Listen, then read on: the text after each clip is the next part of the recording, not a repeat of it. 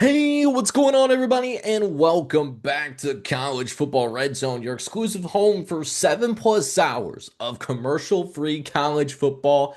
And we are here continuing our spring deep dive series where we take that holistic 50,000 feet view of all 138 FBS teams, not only talking about where I have each individual team ranked, but also giving a record prediction for all 138 teams as of going into spring ball.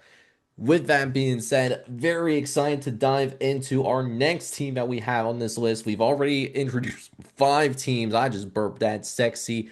And we are getting ready to reveal our 132nd ranked team. But before we do that, would truly appreciate hitting that like button, hit that subscribe button as well if you do have to be brand new, because there's a lot of work that obviously goes into ranking all 138 teams as well as doing record predictions for all of those teams as well. So I would truly appreciate that if you did those two things. It only takes a few seconds, and I would truly appreciate it. But with that being said, getting that little ad lib out of the way, let's go ahead and officially reveal that 132nd ranked team, and that is going to be your Georgia State Panthers, who are going to come in for second worst team in the conference. UL Monroe was revealed earlier this season, a couple of spots behind Georgia State, but Georgia State not much better. And this is a team that's going to have a lot to prove as we are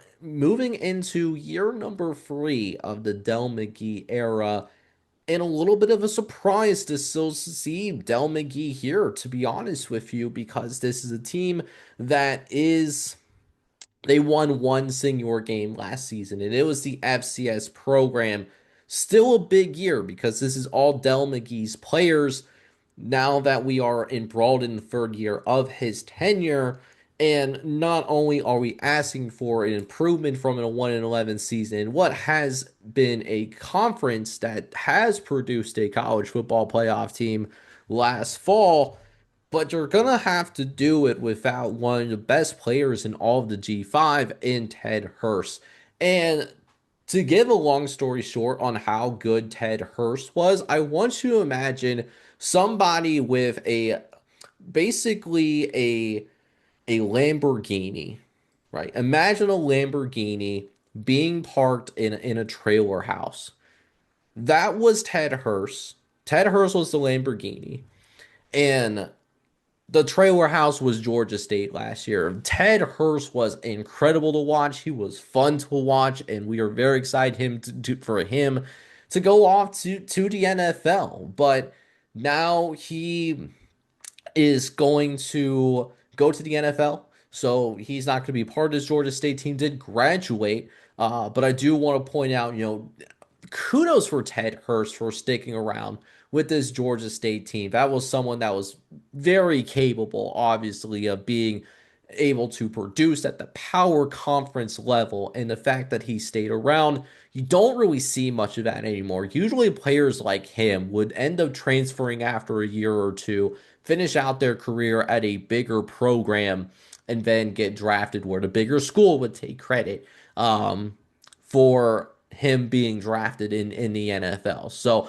Georgia State can at least say that they had an NFL player on their roster last year, because Ted Hurst is likely going to go most likely day 3, which is the first time we talked about an NFL prospect in the deep dive series. So at least Georgia State can stay that. But there's also a lot of moving parts as well when it comes to Georgia State football this fall. And it's notably at the quarterback position where we see some of that change. TJ Finley, for example, he is now, so he was going to Incarnate Word, but a few days ago, it's been reported that he is actually going to forego the rest of his time in Incarnate Word. He's going to prepare for the NFL draft instead. Bold strategy, we'll see if that works out for TJ Finley, but he's not the only one with production that has left this program over the last year through the transfer portal, because there is a slew of guys, and they're mostly on the defensive side of the ball.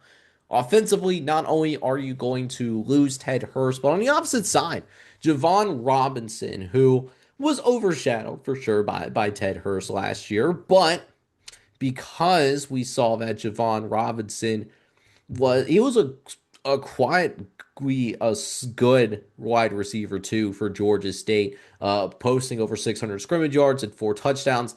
But he's no longer here either. So he is now at Utah State. So we're looking at the Panthers right out of the get go, going to have to replace multiple weapons, multiple wide receivers, and someone that had extensive starting quarterback time last year. You have to replace that.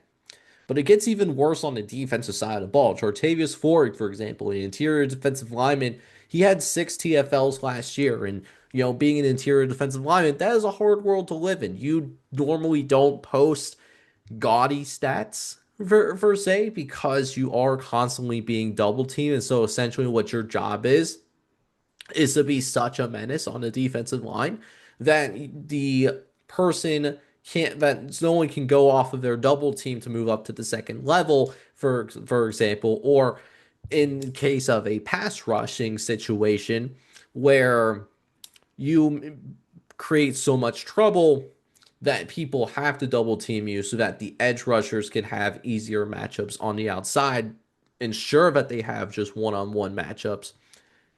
The fact that Jarvis Flory had 6 TFLs under those kind of circumstances, that's a good football player in its own right. But he's at Syracuse now, so he's not going to be there. Keldrick Walker is someone that had over 50 tackles and 6.5 but behind the line of scrimmage as well. Kedrick Walker now a linebacker. He transfers to Baylor, and then they're going to have to replace both of their safeties as well as Jalen Jones and DIC Hopkins transfer to different schools. The former going to Virginia, and then DIC Hopkins going to Liberty. Oh, and by the way, you're going to lose your starting kicker as well.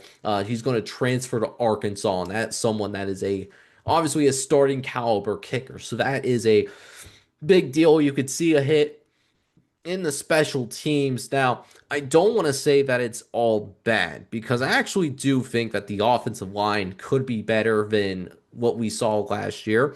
They did have a dart throw addition in Keldon Smith Jr., who is an interior offensive lineman. He transfers from Georgia.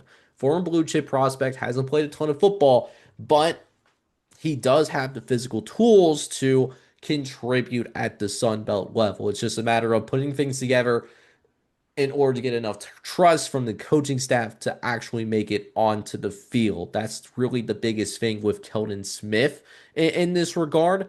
But they also added another interior offensive lineman from the high school ranks, Maxwell Robinson. That's a 4-star recruit, according to 247 Sports. And you know how 247 Sports operates. There is times where 247 Sports seems as if there is a bias against not just the G6 programs, but also with some of the programs at the power conference level if you're not a big enough brand. And so the fact that Maxwell Robinson still was a 4-star recruit in spite of committing to Georgia State lets you know that this is a baller. And if they're, I usually don't ask for true freshmen to start right away because to be honest with you, most true freshmen are not going to be ready to play college football right away. Maxwell Robinson is one of those guys that you can make an exception for. I think that is someone that can and maybe will start on the offensive line right away, or at least at some point in the season if he is able to maintain a focus and depending on how things go in spring ball. So the offensive line I actually think could be a little bit better here. But it's not just those two, but they also added a slew of players from the FCS ranks that were productive guys last season at the FCS level or a lower division level, a division two per se. So, for example, quarterback, they added Aiden Pereira, who was the starter for Merrimack last season. He had over 1,800 passing yards and 16 touchdowns. Could slot in to be the new starting quarterback for Dell McGee this fall. So that's a name to keep an eye on. There also could be a world where we do see a two-headed monster in Lanier McCrary Jr., who transfers from Shorter College.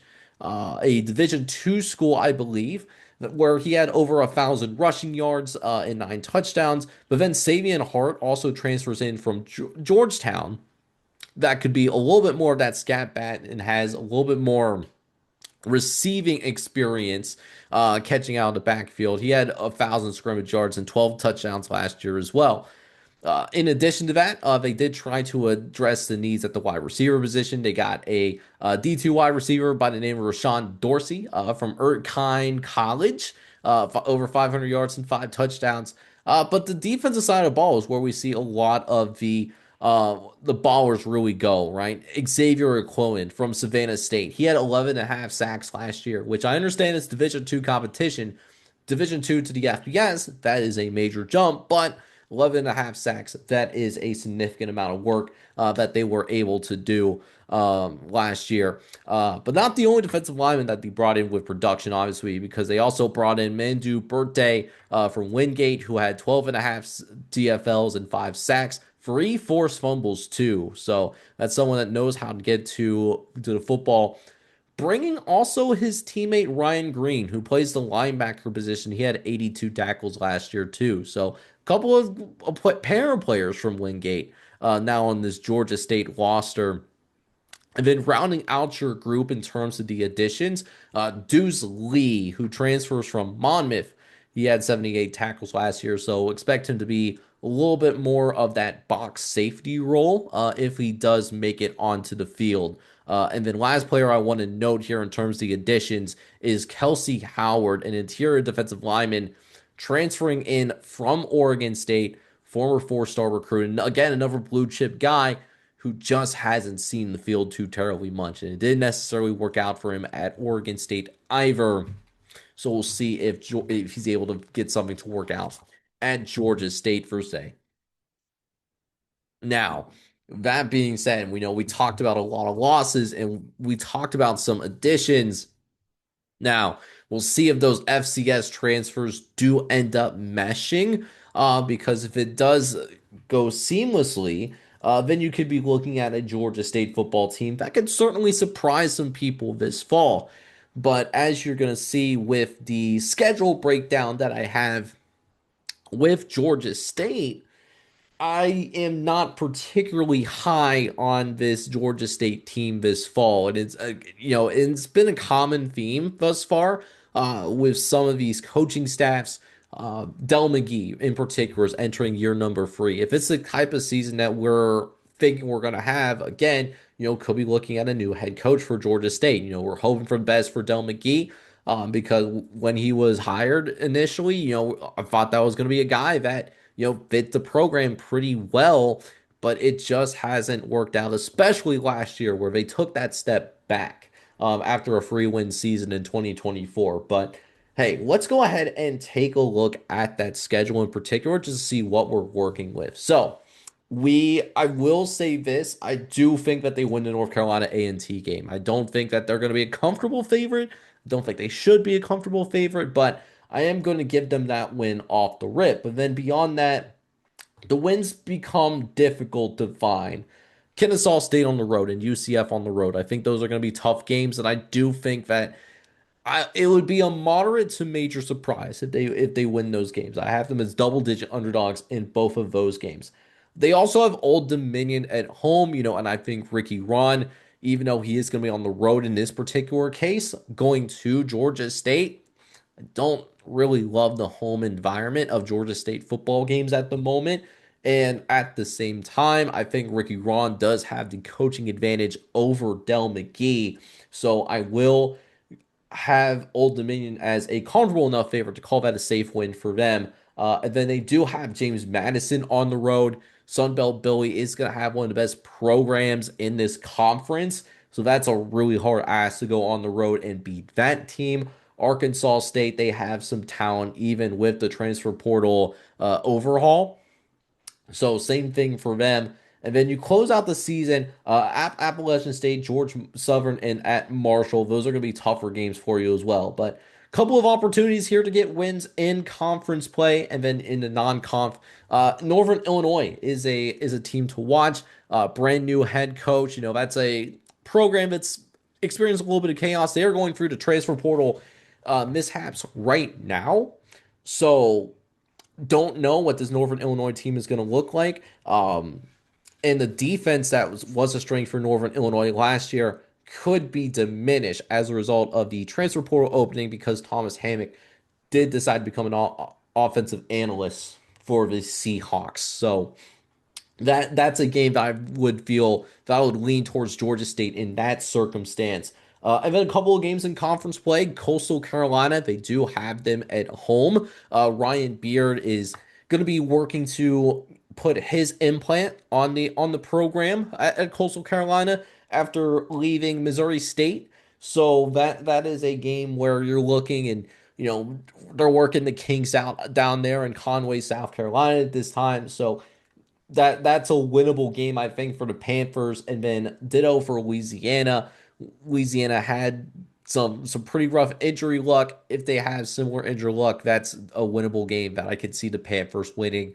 And I don't see them being a huge underdog, even if they're not. So, best case scenario, I do see that as a 4-win team. And if they get a 4-win season, I do think that is at least enough to keep Del McGee around. And even if you get back to 3 wins, that could be enough as well, just because you're trying to right the ship. And you could make the argument that they have even less talent than last year. So if you get the 3 wins, that still might be enough as well. But I have them as a 2-win team though. I do have them beating North Carolina A&T to begin the season. I do also think they beat Northern Illinois as well.